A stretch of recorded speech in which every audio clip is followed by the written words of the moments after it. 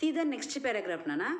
तो अभी आपको बता दिया मैं, केवल शंख बजाने, केवल नमाज पढ़ने से, केवल 5 वक्त नमाज पढ़ने से वो तो धर्म नहीं मान सकते, है ना बच्चों।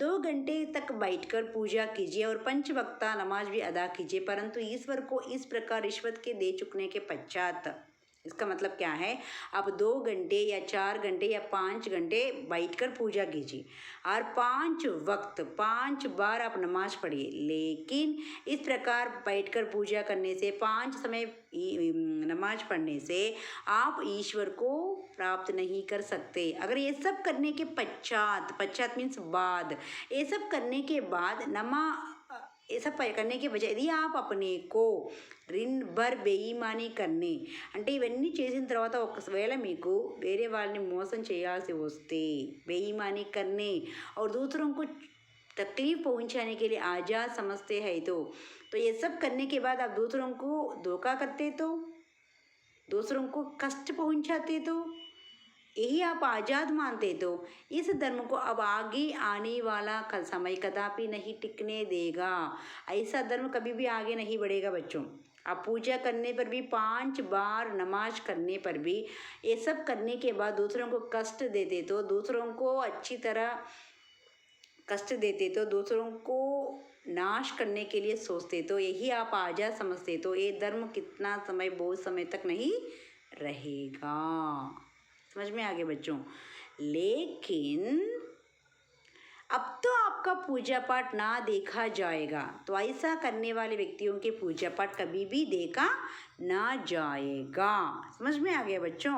आपकी भलन साहत की कसौटी केवल आपका आचरण होगी। आपकी अच्छाई क्या है, आपका आचरण ही है। ఒక వ్యక్తి గొప్పవాడు అని అనిపించుకోవాలి అంటే అతని సత్ప్రవర్తన మీదే ఆధారపడి ఉంటుందమ్మా. Good behaviour, that depends upon the good behaviour. Clear children? Okay, the human mentality is depends upon the good behavior. The humanity is one of the good thing, children, good quality.